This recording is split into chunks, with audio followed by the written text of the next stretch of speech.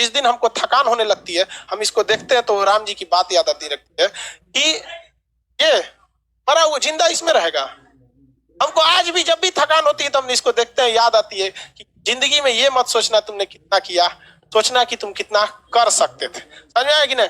आज हमारा 6 मिलियन हो गया, 6 मिलियन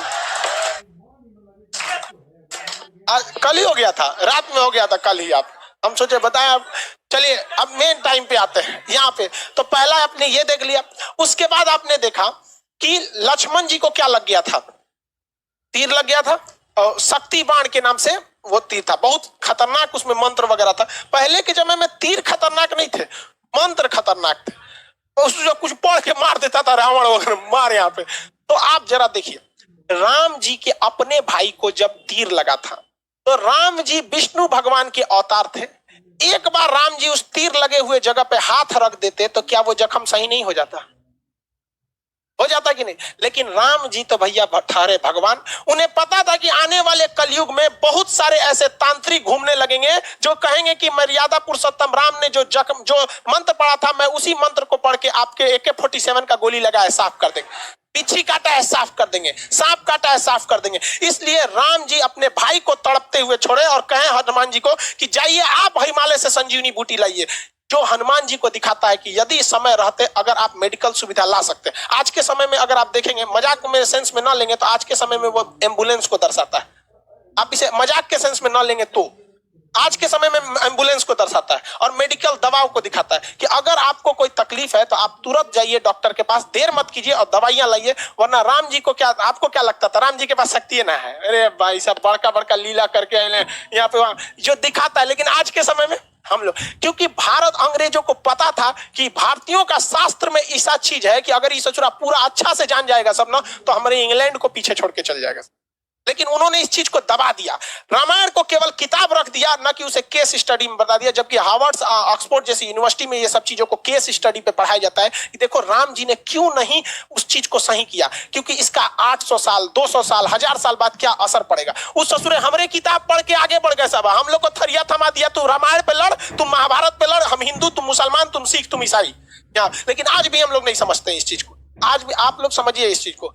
और दूसरा देखिए, आप आगे हर चीज को अगर आप देखेंगे, बहुत सारा चीज रामायण महाभारत उसमें देखेंगे आप, रावण मारा गया क्यों?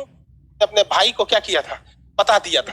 जबकि रावण नहीं मारा जाता अगर वो अपने भाई को नहीं बताता कि मेरी नाभि में अमृत। इसलिए ये क्या दर्शाता है? ये यही दर्शाता है कि अगर आप किसी राज को चाहते हैं छुपा लेना, इसका सबसे अच्छा तरीका है कि किसी को ना बताएं। क्योंकि अगर आप अपने करीबी को कोई राज बताते हैं तो करीबी का भी कोई ना कोई है। हिंदू सिख ईसाई क्या है, वो अब इंटेलेक्चुअल पे जा रहा है, लेकिन समाज का एक हिस्सा ऐसा भी है जो ससुरा इसमें और ज्यादा क्या होते जा रहा है, बनते जा रहा है। यार आप पढ़े लिखे हैं, आप इस चीज को समझिएगा। तो रामायण क्या है? एक तरह की लीला है जो बताता है कि भाई साहब आप सबको संतुष्ट नहीं कर सकते।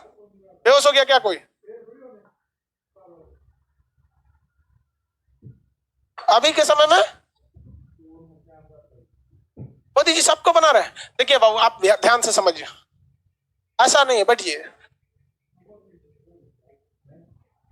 देखिए आप, अगर आप पॉलिटिकली देखिएगा तो शायद हम और आप भी अगर प्रधानमंत्री रहेंगे ना, तो शायद बहुत मुश्किल हो जाएगा हमारे और आपके करने के लिए। क्योंकि वहां बैठे हुए आप लोग, आप जैसे सोचिए, वहां बैठे आपको बैठने के लिए सीट नहीं मिला है, यहाँ लड़के जमीन पे बैठे हैं, आपकी शिकायत है गेट खोलना, लेकिन सब अपनी शिकायत जानता है। किसी को पता हमारा सामने तकलीफ कौन सी? तो जब आप एक बड़े लीडर हो जाते हैं ना, एक और रही बात मोदी जी की, कहते हैं कि मोदी जी भी मतलब ये कर रहे हैं। सबसे बड़ा इस देश में करप्शन का काम किसने किया था? अंग्रेजों ने किया था। देखिए ध्यान से, उन्होंने किस तरह से चोट किया था। उन्होंने क्या किया कि जब भारत में कहीं भी गलत काम होता था और कोई भी व्यक्ति उस गलत काम के खिलाफ आवाज उठाता था तो उसके घर को जला देते थे सब अंग्रेज, और उनको अंडमान निकोबार में ले जाके फांसी दे देते थे सब।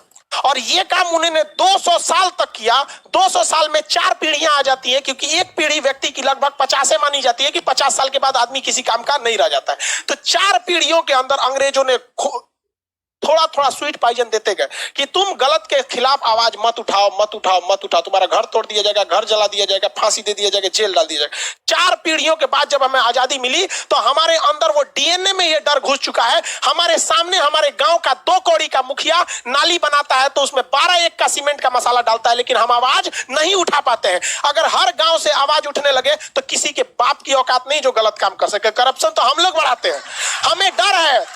हम सवाल उठाते हैं अपने प्रधानमंत्री पे, हम सवाल उठाते हैं मुख्यमंत्री पे, अपने पे सवाल उठाएं कि हमारी औकात नहीं है कि हम अपने मुखिया के सामने आवाज उठा सके। और ये जो लोग कहते हैं करप्शन वाले, ये गांधी को गाली देते हैं। गुलामी में वही गांधी था जो अंग्रेजों की महारानी के खिलाफ आवाज उठा दिया था कि तुम गलत हो, और हम लोग अपने मुखिया के खिलाफ आवाज नहीं उठा पाते। ये वैचारिक नपुंसक बना के चले गए अंग्रेज हमें।